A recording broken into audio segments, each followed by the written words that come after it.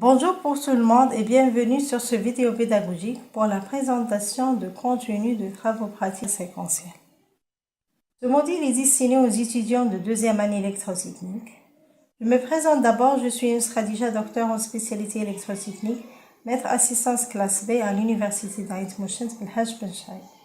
Après l'exposé précédemment, le plan de TP dans le vidéo About, je vous présentais aujourd'hui le contenu du premier TP intitulé par les portes logiques. En ce qui concerne le plan de TP, nous allons l'objectif, savoir qu'est-ce qu'une variable logique, connaître les opérateurs logiques de base et universels, tableau de Carnot, théorème de l'algèbre de Boole, un aperçu sur la technologie des circuits intégrés logiques TTL et CMOS, application et matérialisation des portes logiques, résumé et un travail à faire.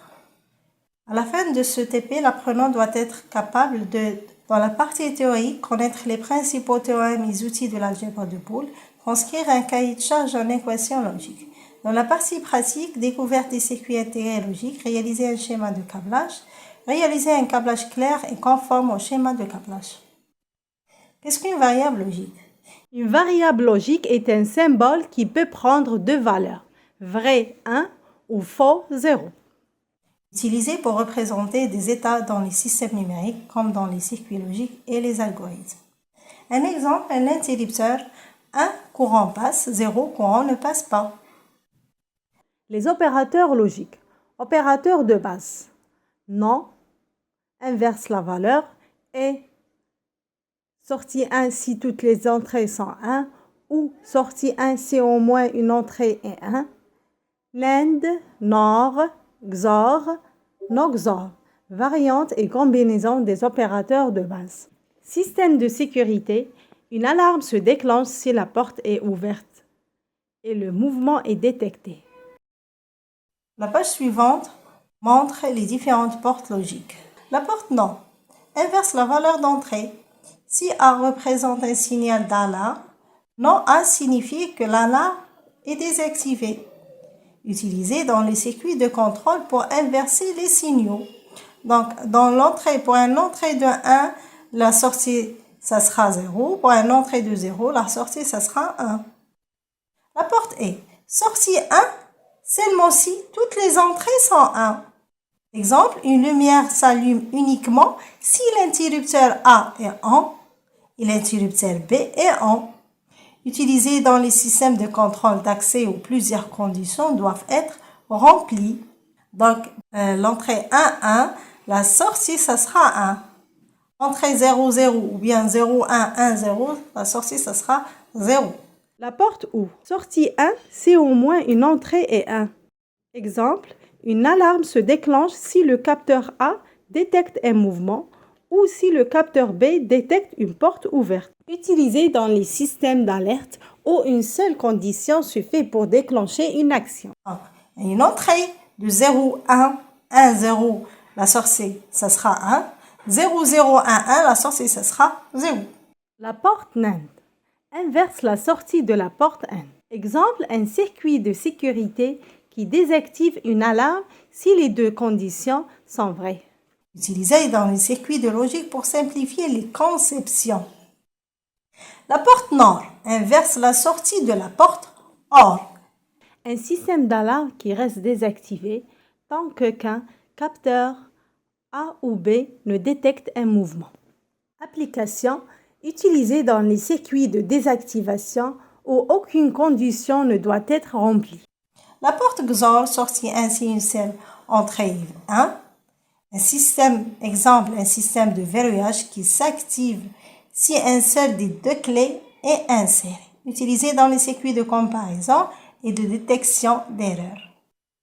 La porte non-XOR, un exemple, un système de confirmation qui valide si deux codes d'accès identiques sont saisis. Utilisé dans les circuits de parité pour vérifier l'intégrité des données. Tableau de Carnot permet de regrouper les uns dans le tableau pour créer une expression simplifiée. L'algèbre de Boole, système mathématique, manipule les variables logiques à l'aide des règles et des théorèmes. Ces théorèmes utilisés pour simplifier des circuits logiques et réduire le coût des composants. Il y a deux familles de circuits intégrés, TTL et CMOS. Le premier, transistor logique. Utiliser des transistors pour réaliser des portes logiques. Exemple de circuit TTL. 7400 NAND, 7402 NOR, 7408 AND. Utilisé dans des circuits de logique numérique, ordinateurs et systèmes embarqués. Le circuit intégré CMOS, Complementary Metal Oxide Semiconductor, utiliser une combinaison de transistors N et P pour réaliser des portes logiques. Utilisé dans les microprocesseurs modernes pour leur faible consommation d'énergie. L'application des portes logiques utilisées dans les circuits numériques, ordinateurs, systèmes embarqués, dispositifs de communication. Les portes logiques sont la base de l'électronique moderne. Matérialisation des portes logiques.